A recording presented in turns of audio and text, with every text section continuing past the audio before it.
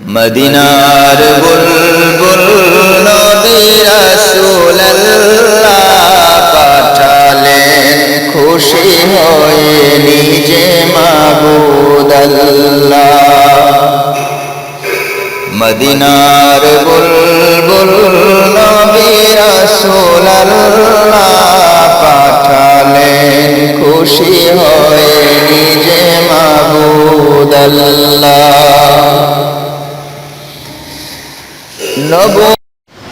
আসসালামু আলাইকুম ওয়া রাহমাতুল্লাহি ওয়া বারাকাতুহু। আলহামদুলিল্লাহ নাহমাদুহু ওয়া নুসাল্লি আলা রাসূলিহিল কারীম, আম্মা বা'দ। فأعوذ بالله من الشيطان الرجيم. بسم الله الرحمن الرحيم.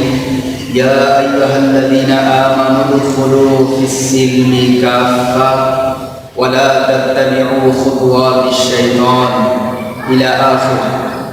আলহামদুলিল্লাহ, আল্লাহ পাকের দরবারে শুকরিয়া জানাই, যিনি আজকে আমাদেরকে একটি মহৎ উদ্দেশ্যকে সামনে রেখে কিছু আলোচনা করার সুযোগ করে দিয়েছেন।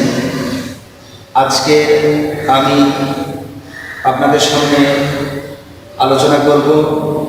আজকে আমার আলোচ্য বিষয় হলো ধর্মের গোষ্ঠীবাদ করে প্রচলিত পহেলা বৈশাখ। এতে আলোচিত হবে ধর্ম কি, ক্যালেন্ডার বা বর্ষপঞ্জি, এটা নিয়ে আলোচনা হবে। পহেলা বৈশাখের পূর্বকথা বা হাকিকত সম্পর্কে আলোচনা হবে। এরপরে এতে যে সমস্ত অনুষ্ঠানাদি করা হয়, যেমন মঙ্গল শোভাযাত্রা, সূর্যবরণ, পান্তা ইলিশ, পোশাক আশাক, আলপনা সিঁদুর ইত্যাদি, উৎসবের নামে অশ্লীলতা, এবং আজকে আমাদের এই প্রোগ্রামের মূল উদ্দেশ্য। আমরা সর্বপ্রথম 1 নম্বর পয়েন্ট থেকে শুরু করি। 1 নম্বর হলো ধর্ম কি।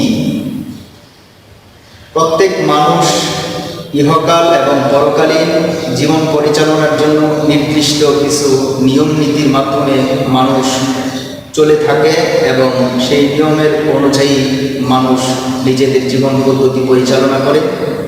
পৃথিবীতে বিভিন্ন রিলিজিয়ন তথা ধর্ম রয়েছে, ঠিক তেমনিভাবে আমরা ইসলামী ভাবধারা অনুযায়ী, ইসলামী লাইনে আমরা নিজেদের জীবন পরিচালনা করি।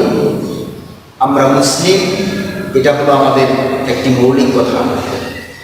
আমরা বাংলাদেশে বসবাস করি, ভৌগোলিক সীমারেখা হিসেবে আমরা বাঙালি, কিন্তু আমরা মুসলিম বাঙালি, এটা আমাদের মনে রাখা একান্ত প্রয়োজন।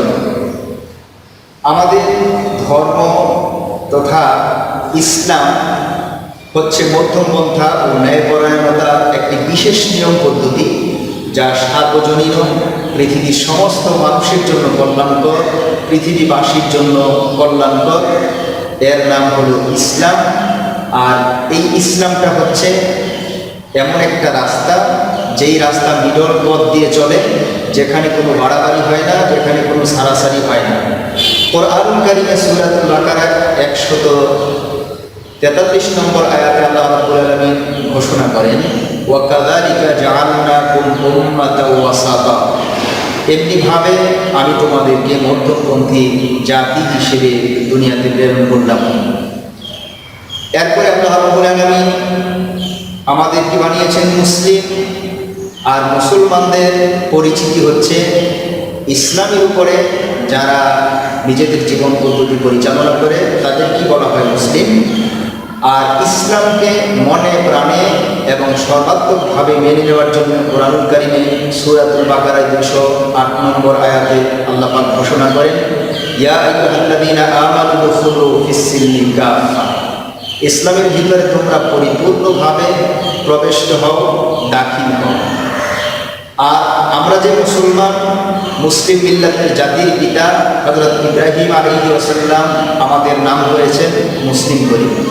কোরআনুল কারীমে সূরাতুল হজের 78 নম্বর আয়াতে আল্লাহ বলেন, মিল্লাতা আবিকুম ইব্রাহিম ওয়া সাম্মাকুমুল মুসলিমিন। যাই হোক, আমরা একজন মুসলমান হিসেবে আমাদের ইসলামাইজ তথা ধর্মভিত্তিক জীবন পরিচালনা করার জন্য কিছু কিছু জিনিস আমাদের আগে থেকে জানা প্রয়োজন আর জেনে রাখা ভালো। আমরা সাধারণত সময়ের পরিবর্তন বা সময়ের পালাবদল হিসেবে আমরা ক্যালেন্ডার ব্যবহার করে থাকি। আর এই ক্যালেন্ডার সাধারণত পৃথিবীতে বেশি প্রচলিত ক্যালেন্ডার হলো ইংরেজি ক্যালেন্ডার, এরপরে আছে আরবি ক্যালেন্ডার, এরপরে আছে বাংলা ক্যালেন্ডার।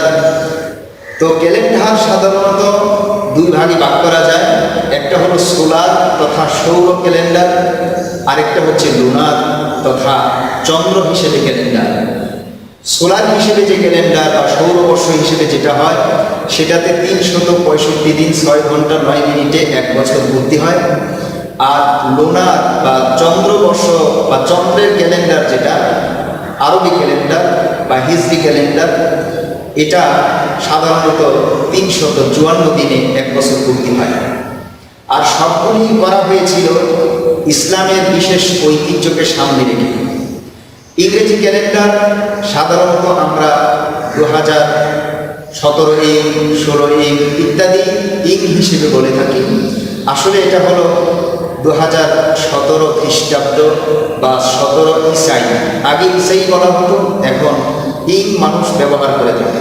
তো ইংরেজি ক্যালেন্ডার এটা হয়েছে হযরত ঈসা আলাইহিস সালাম পৃথিবী থেকে যখন তিনি আসমানে উঠে গিয়েছেন, আল্লাহ পাক তাকে যখন আসমানে নিয়ে গিয়েছেন, তখন থেকে ইংরেজি সনের হিসাব গণনা করা শুরু হয়ে গেছে।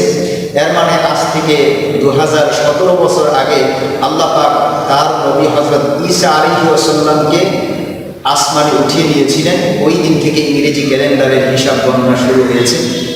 এরপরে আরবি ক্যালেন্ডার হলো মুহাম্মদ আরবি সাল্লাল্লাহু আলাইহি ওয়াসাল্লাম, বিশ্ব মানবতার মুক্তির দিশারি, যিনি মক্কার জ্যোতি, মদিনার জ্যোতি, মক্কার মতি, যিনি আজকে সবুজ গম্বুজের নিচে মদিনাতে শুয়ে আছেন, তিনি যখন মক্কা থেকে হিজরত করে মদিনায় গিয়েছেন, যেদিন হিজরত করেছেন ওই দিন থেকে আরবি ক্যালেন্ডারের প্রচলন বা হিজরি ক্যালেন্ডারের প্রচলন শুরু হয়ে গেছে। এরপরে আরেকটা ক্যালেন্ডারের প্রয়োজনীয়তা দেখা দিল। ফসল, ফসল তথা কৃষি পণ্যের উপরে ভিত্তি করে আরেকটা বাংলা ক্যালেন্ডারের প্রয়োজনীয়তা দেখা দিল। মোগল সম্রাটগণ যখন ভারতবর্ষ শাসন করত তখন তারা আরবি তথা হিজরি ক্যালেন্ডারকে ফলো করত। কিন্তু পরবর্তীতে দেখা গেল যে ভারতবর্ষ কৃষি প্রধান দেশ হওয়ার কারণে কৃষকের বিভিন্ন পণ্য, জমি থেকে উৎপাদিত ফসল প্রতি বছর ঘুরে ঘুরে একই মাসে বা একই সময়ে হয় না। সে কারণে যেন মানুষ নির্ধারিত সময় মতো তাদের জমির খাজনা, উসুর, ট্যাক্স ইত্যাদি আদায় করতে পারে, সেজন্য একটা বাংলা ক্যালেন্ডার তথা ফসলি ক্যালেন্ডারের প্রয়োজনীয়তা অনুভব করলেন। আর তার প্রয়োজনের প্রেক্ষিতেই ফাতেহুল্লাহ সিরাজি নামক একজন বিশিষ্ট জ্যোতির্বিজ্ঞানী ছিলেন তখন, তাকে দিয়ে বাংলা ক্যালেন্ডার তথা ফসলি ক্যালেন্ডারের রচনা করেছেন সম্রাট আকবর। মোগল সম্রাট আকবর হুমায়ুনের পুত্র 13 বছর বয়সে 15 ফেব্রুয়ারি 1556 সালে তিনি রাষ্ট্রপ্রধান হিসেবে সিংহাসনে আরোহণ করেন। আর তখন থেকেই এই বাংলা তথা ফসলি ক্যালেন্ডারটার প্রচলন হয়ে গেছে। এবার আসুন আমরা আলোচনা করব পহেলা বৈশাখ তথা বৈশাখের মূল হাকিকত বা মূল বক্তব্য কি। বৈশাখ সাধারণত বাংলা মাসের মধ্যে বছরের প্রথম মাস। এই বৈশাখকে কেন্দ্র করে হরহুম বিভিন্ন হামদুম করে অনেক রকমের অনেক অনুষ্ঠানের জন্ম হয়েছে, অনেক রকমের অনেক অনুষ্ঠান করা হয়। আর বৈশাখের যে অনুষ্ঠান বা পূজা পার্বণ কিভাবে মানুষদেরকে সম্মিলিত রূপে রূপদান করা যায়, মুসলিম, খ্রিস্টান, বৌদ্ধ, ইহুদি, নাসারা সকলকে এক প্ল্যাটফর্মে কিভাবে আনা যায়, এই ষড়যন্ত্রের একটা ফসলস্বরূপ পহেলা বৈশাখে বর্তমানে অনুষ্ঠানাদি পালন করা হয়ে থাকে।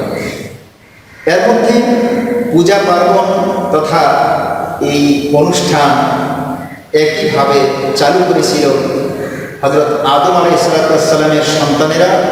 2 ভাগে বিভক্ত হয়ে কেউ পাহাড়ে বসবাস করত আর কেউ সমতল ভূমিতে বসবাস করত।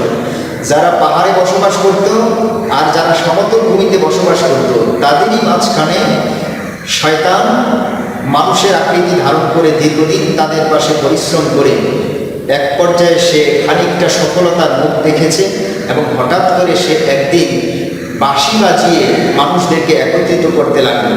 নারী পুরুষ নির্বিশেষে, পাহাড়ি সমতলী সকলেই এসে একত্রিত হতে লাগলো। এক পর্যায়ে তারা নিজেদের মধ্যে অন্যায়, অনাচার, ব্যভিচার, অশ্লীলতার জাল শয়তান ফেলে দিয়েছে। শয়তানের কথা হলো যে এটাকে পৃথিবীর মানুষকে কিভাবে একত্রিতকরণ, কিভাবে কৃষ্টি কালচার সব মিলিয়ে গুছিয়ে একরকম করে দেওয়া যায়, সেটা শয়তানের প্রচেষ্টা। আর আমার এই কথাটা তাফসিরে ইবনে কাসিরের 22তম পারায় এই কথাটা বর্ণিত হয়েছে। আল্লামা ফখরুদ্দীন রাজি রহমাতুল্লাহ আলাইহি বয়ান করেছেন।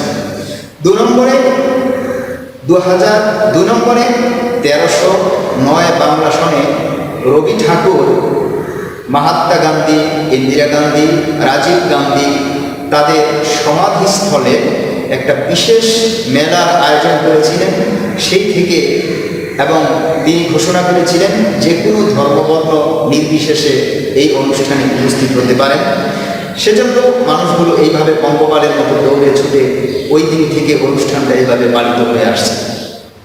এরপরে 1917 সালে বিশ্বযুদ্ধে বিজয়ী এবং বিজয়কামী হিন্দু সম্প্রদায় ইংরেজদের সন্তুষ্টি অর্জন করার জন্য তাদের জন্য একটা কীর্তন তথা তাদের ধর্মীয় কিছু অনুষ্ঠানাদির মাধ্যমে তারা এই দিনটিকে পালন করে আসছে। সেজন্য আমাদের খুব ভালো করে মনে রাখা প্রয়োজন যে আজকের দিনের অনুষ্ঠানাদি যেগুলো পালন করা হয় বা পহেলা বৈশাখের অনুষ্ঠানগুলো সম্পর্কে আমাদের ধারণা থাকা একান্ত উচিত। এর মধ্যে 1 নম্বরে পালন করা হয় মঙ্গল শোভাযাত্রা। এই মঙ্গল শোভাযাত্রার উদ্দেশ্য হলো যেন বিশাল একটা মিছিল বের হবে। এই মিছিলের মাধ্যমে মানুষকে একত্রিত করে বিভিন্ন ঢাক ঢোল পিটিয়ে এসো হে বৈশাখ, এসো হে বৈশাখ ইত্যাদি শব্দ উচ্চারণ করে বৈশাখকে বরণ করা এবং পুরো বছরের একটা মর্যাদা কিংবা পুরো বছর ভালো থাকার জন্য একটা অনাকাঙ্ক্ষিত তাদের দৃষ্টিতে এক রকমের প্রার্থনা হয়ে যায়। এই জন্য তারা মঙ্গল শোভাযাত্রা করে থাকে। আসলে এই মঙ্গল শোভাযাত্রা দিয়ে পৃথিবীর মানুষের কোনো কল্যাণ কোনোদিন আসবে না, এটা কোনো ধর্মেও বলে না, এটা বৈজ্ঞানিক থিওরিতেও এরকম বলা নাই বা বৈজ্ঞানিক থিওরিতে এরকম প্রমাণ করা যাবে না যে মঙ্গল শোভাযাত্রা পৃথিবীর উন্নয়ন তথা পৃথিবীর জন্য মঙ্গল নিয়ে আসে। তো এই মঙ্গল শোভাযাত্রার দিন পেঁচা, হাঁস, মুরগি, বিভিন্ন ধরনের মূর্তি তথা প্রতিমূর্তি আর বিভিন্ন ছবি এঁকে তাকে বর্ষবরণ উপলক্ষে তারা এই কাজটা করে থাকে। এটা ইসলামে কখনো অ্যালাউ করে না। এরপরে 2 নম্বর সূর্য বরণ তথা সূর্য পূজা। রমনার বটমূলে পহেলা বৈশাখের দিন সূর্য পূজারী তথা সূর্য বরণকারীরা সকালবেলা সূর্য উদিত হওয়ার আগেই মঞ্চ নাটক এবং তৎসংক্রান্ত কিছু বিষয়কে তারা একত্রিত করে তখন থেকে তারা একটা প্রস্তুতি নিয়ে রাখে। সূর্য যখন কিরণ নিয়ে আকাশের মধ্যে উঠা আরম্ভ করে ঠিক লালিমা যখন হয় তখনই তাদের মধ্যে একটা গানের সুর উচ্চারিত হয়ে থাকে। আস্তে আস্তে করে ঢাকঢোল পিটাইতে পিটাইতে এভাবে মানুষকে একত্রিতকরণের একটা শয়তানি পন্থা এভাবে হয়ে থাকে। এটা ইসলাম কোনোদিন সমর্থন করে না। এর কারণ হচ্ছে আল্লাহ রাব্বুল আলামিন মুসলমানদেরকে বলে দিয়েছেন যে নামাজের নির্ধারিত সময় আছে এবং 3টি সময় নামাজ পড়াও নিষেধ। সেই 3টি সময়ের মধ্যে সূর্য উদিত হওয়ার সময়, সূর্য অস্তমিত যাওয়ার সময় এবং সূর্য ঠিক মাথার উপরে বা ঠিক বরাবর থাকার সময়। এই 3টি সময় নামাজকে পর্যন্ত কেন নিষিদ্ধ করা হলো? যেন মুসলমানদের ইবাদতের সময়টা অমুসলিম তথা ওই সূর্য পূজারীদের থেকে মিলে না যায়, সেজন্য আল্লাহ পাক এই বিধান দিয়েছেন।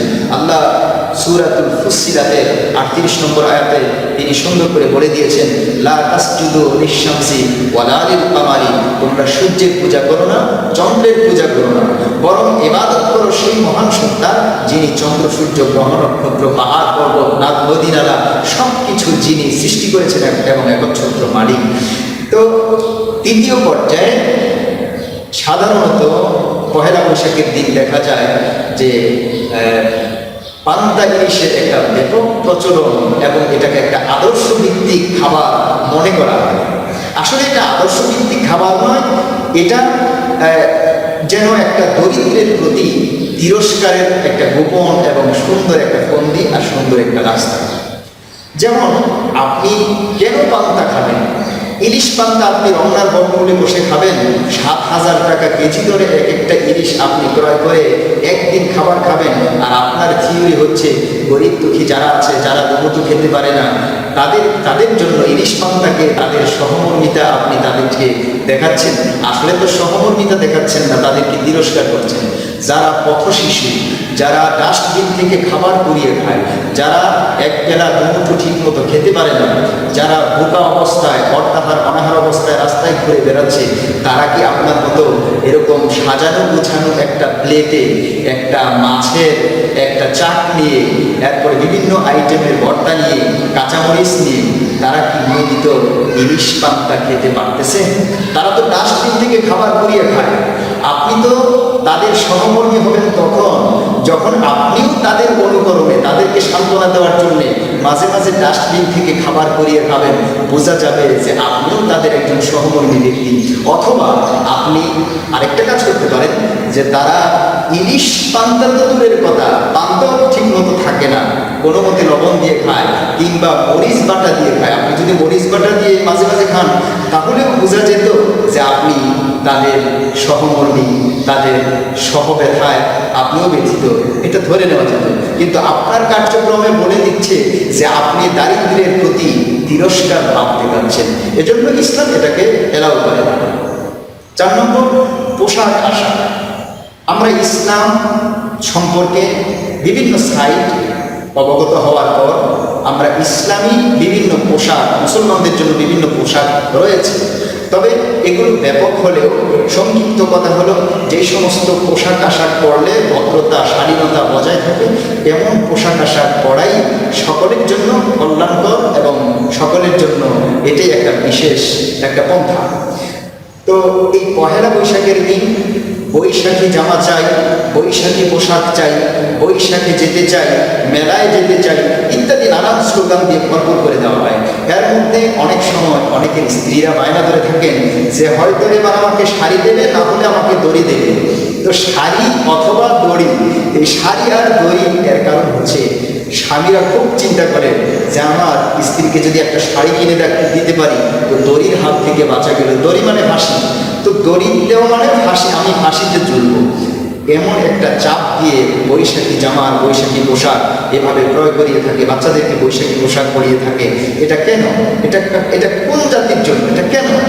যতই স্লোগান দেওয়া হয় যে আমরা বাঙালিত্বকে রক্ষা করার জন্য এটা করে থাকি, এটা কোনোদিন বাঙালি জাতি, বাঙালির জন্য বা বাঙালিদের কোনো আদর্শ বা কল্যাণ বয়ে আনতে পারে না। 5 নম্বরে, বিভিন্ন রকমের আলপনা ওই দিন অঙ্কন করা হয়, সিঁদুর দেওয়া হয়, বিভিন্নভাবে মানুষদেরকে অর্ধ উলঙ্গ বেহায়াপনা বিভিন্ন পন্থা ওদিন করে দেওয়া হয়। বিভিন্ন আলপনা, বিভিন্ন যুবকেরা রাস্তার মোড়ে মোড়ে রঙকালি নিয়ে দাঁড়িয়ে মানুষের গালে, মুখে, নাকে ইত্যাদি বিভিন্ন স্থানে তারা এই কাজটা করে থাকে, অথবা সিঁদুর পর্যন্ত পরিয়ে দিতে দেখা যায়। এজন্য এই সমস্ত আলপনার নামে বেহায়াপনা থেকে আমাদের সকলেরই বেঁচে থাকা উচিত। এরপরে আমাদের এই সমস্ত উৎসব যেগুলো আছে, এই উৎসবগুলো যদি ভালো রাস্তায় ভালোভাবে পালিত হতো, ধর্মভিত্তিক 100% ধর্মের উপরে যদি পালিত হতো, তাহলে কারো কোনো আপত্তিও নেই, কারো কোনো বাধাও নেই, কারো এ ব্যাপারে কোনো কথাও নেই। এখন আমরা নিজেরাও দেখতে পাই, সকলেই দেখতে পায় যে এই অনুষ্ঠানগুলির নামে মানুষ কত অশ্লীলতা আর বেহায়াপনা করে মানুষ কত নিচে চলে গেছে। মানুষ কিছুদিন আগে একটি হোলি উৎসবের নামে একটা উৎসব হয়েছে। এই হোলি উৎসবের নামে উৎসব যেটা পালন হয়েছে, এটার মাধ্যমে বাংলাদেশের মানুষ বিভিন্ন মিডিয়াতে দেখতে পেয়েছে যে মানুষের মুসলিম, বিশেষ করে মুসলমান মা বোনদের ইতিহাস, ঐতিহ্য আর অবদানের পোশাককে কিভাবে অশ্লীলতায় রূপ দেওয়া যায়, সে কারণে একটি বিশেষ মহল তারা চেষ্টা করেছিল। তো তাদের জন্য আর যেন এরকম করতে না পারে আর করা না যায়, সেজন্য আমরা সকলের কাছে জোর দাবি জানাই। কারণ মুসলমানদের নিজেদের নিজস্ব ইতিহাস ঐতিহ্য অবদান আছে। মুসলমানেরা কারো ধার করা আনন্দে আনন্দিত হতে অভ্যস্ত নয়। কোনো ধর্মের ধার করা কিংবা কারো কাছ থেকে ধার করা আনন্দ পেয়ে তারা নিজেরা শান্তি লাভ করে না। এজন্য মুসলমানদেরই তাহাজিব তামাদ্দুন তথা ইসলামিক কৃষ্টি কালচার আছে এবং মুসলমানরা সেটাই করে থাকে। ভালোবাসা দিবসের নামে যেই অশ্লীলতা বেহায়াপনা বাংলাদেশে চলে আসছে কিংবা বিশ্বের বিভিন্ন রাষ্ট্রে চলে আসছে, পৃথিবীর মানুষ লক্ষ্য করেছে, পত্রপত্রিকায়, ইন্টারনেট, স্যাটেলাইটের ইন্টারনেটের মাধ্যমে, ফেসবুকের মাধ্যমে দেখেছে যে সাধারণত এমনও হয়েছে যে এই ভালোবাসা দিবসের প্রায় 8-10 মাস পরে ডাস্টবিনে একটা নিষ্পাপ শিশু পাওয়া গিয়েছে। যেই শিশুটা, যেই সন্তানটার কোনো অপরাধ নেই, মা বাবা এই অপরাধের ফসলস্বরূপ, ভালোবাসা দিবসের ফসলস্বরূপ নিজের মুখকে সমাজের কাছ থেকে, লজ্জার হাত থেকে নিজের মুখকে ঢাকার জন্য তারা এই কাজটা করে চলে গিয়েছে। রাস্তার পাশে বিভিন্ন জায়গায় ফেলে তারা চলে গিয়েছে। এগুলো হলো এই সমস্ত অশ্লীল দিবসগুলোর একটা ফল। কাজে এই সমস্ত দিবসের নামে উলঙ্গপনা, বেহায়াপনা আর এই অবাধ একটা যৌনাচারের ইতিহাস বাংলার মানুষ আর দেখতে চায় না। সর্বশেষ যে কথাটা আলোচনা করে আমার এই সংক্ষিপ্ত বক্তব্য শেষ করতে চাই, তা হচ্ছে আমাদের এই আজকে মূল এই প্রোগ্রামের উদ্দেশ্য। আমাদের এই প্রোগ্রামের উদ্দেশ্য হচ্ছে আমরা মুসলমান মা বোনদেরকে এবং শিশু সন্তান, যুবক, বৃদ্ধ, বনিতা সকলকে আহ্বান জানাবো যেন আপনারা অমুসলিমদের এই সমস্ত বেহায়াপনা কৃষ্টি কালচারে নিজেদের গা ভাসিয়ে নিজেরা আনন্দ লাভ না করেন। আপনাদের জন্য ধর্মীয় দৃষ্টিকোণ থেকে বিভিন্ন ইতিহাস, বিভিন্ন ঐতিহ্য তথা বিভিন্ন অনুষ্ঠান, আচার অনুষ্ঠান রয়েছে। আপনারা সেগুলি পালন করতে অভ্যস্ত হন, সেগুলো জানার চেষ্টা করুন। আল্লাহ রাব্বুল আলামিনের নবী সাল্লাল্লাহু আলাইহি ওয়াসাল্লাম বলেছেন, খালিফুল ইয়াহুদা ওয়ান নাসারা, ইহুদি নাসারা তথা ধর্ম বিরোধী কিংবা অনিসলামিক কারো অনুসরণ তোমরা করো না, তাদের বিপরীত তথা ইসলাম যাকে সমর্থন করে সেটা করে করো। এরপরে নবী সাল্লাল্লাহু আলাইহি ওয়াসাল্লাম ইরশাদ করেছেন যে মান তাশাব্বাহা বিকওমিন ফাহুয়া মিনহুম, যার সাথে যার মুআশারা, যার সাথে যার চলাচল, যার সাথে যার মহাব্বত, যার সাথে যার কৃষ্টি কালচার মিলবে, তার সাথেই সে হাসরের মাঠেও উঠবে। সেই কারণে আমরা সাধারণত মুসলিম ঐতিহ্যগুলো বোঝার চেষ্টা করব। আমি প্রথমেই বলেছিলাম ক্যালেন্ডারে যা কিছু আছে সবগুলি মুসলমানদের ইতিহাস আর ঐতিহ্য। আল্লাহ রাব্বুল আলামিন আমাদের সকলকে এই ক্ষুদ্র ক্ষুদ্র জিনিসগুলি বোঝার তৌফিক দান করুন। সকলে বলি আমিন। আসসালামু আলাইকুম ওয়া রাহমাতুল্লাহি ওয়া বারাকাতুহু।